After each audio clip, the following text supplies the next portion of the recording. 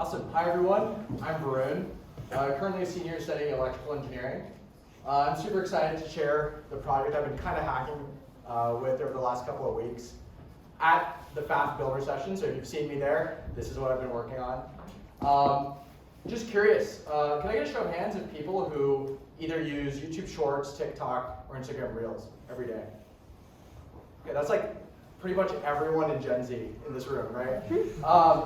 I think it's pretty fascinating, right? Like a lot of my roommates wake up, first thing you do, you just start swiping, right? And I generally believe like most people our age don't really spend much time reading the news or like listening to podcasts or getting information from sort of real sources. And this worries me a little bit, right? Because if you're getting all your information, like for example, about the FTX hack, from TikTok, right? You don't know what sort of vectors of misinformation you're gonna have to deal with. So my sort of question I had was, how do we enable sort of strong knowledge workers, like people who make podcasts or write essays on the New York Times, how do you enable them to open up this distribution channel of short form video? So this is what I looked into, and this is the project I worked on.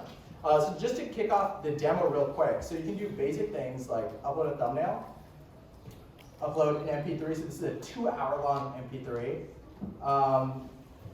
So I actually have everything filled out here.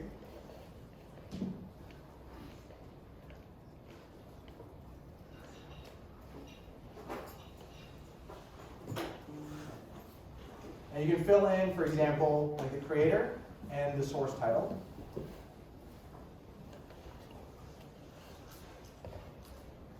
Then you can pick a background video, right? If you're showing a short form video, you want to be engaging. So we're going to go ahead and pick waterfall. And we'll do, let's see, I picked out an excerpt I found really fascinating. We'll do people. I'm going to pick dark mode and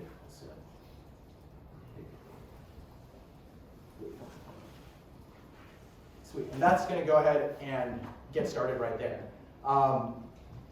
And essentially I was thinking about like what's preventing people from doing this right now, right? And two things came up. One, if you run a podcast studio, you own a podcast, you're gonna have a really hard time finding like top quality video producers to make your video, right? It's just plain and simple. And two, like you want to caption these. Like I'm sure many of you have seen sort of podcasts on kind of your TikTok feed or Instagram feed or whatever. They're done super well, right? The captions are on point and everything works. So like captions cost roughly $15 per minute of audio, which is ridiculous. But you can do this for free with OpenAI's new tool. So I was like, what if we mess around with this and do something interesting?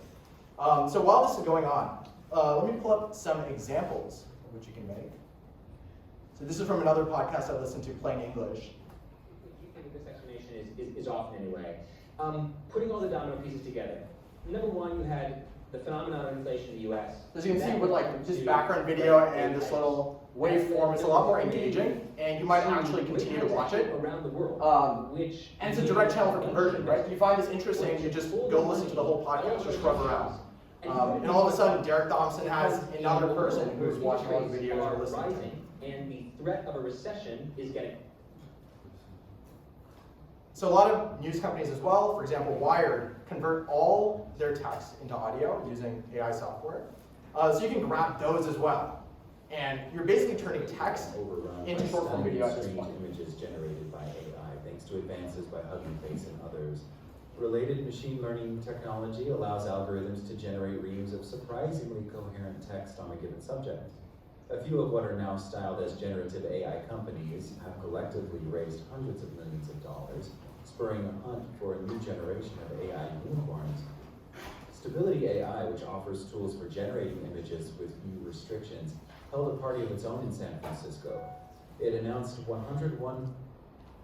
Let's go ahead and see. It's still encoding, and there we go. Generation complete. You can now download your video. And this is what we created. Morris, he opens it, he reads it, he does the most Morris Chang thing possible. So for next steps, I want to be able to capture an email and actually send it to you because no one wants to actually sit and wait on this tab. And also figure out how to get this into the hands of people. It's still on localhost. Mad scramble as a startup to ship these Reba 128s that are coming in. They're testing them all by hand in the office. office because none of this stuff is fresh off the line. It's not been tested. It's chaos. Jensen picked up the phone and was like, yeah, who's this? And Morris is like, hello, this is Morris Chang, TSMC. I got your letter. And Morris says that there's like a silence on the other end for a couple seconds. And then he hears Jensen yelling, everybody shut up! Morris Chang is on the phone. Amazing. And that's how TSMC became the manufacturer of NVIDIA chips. Yeah. Awesome, thank you.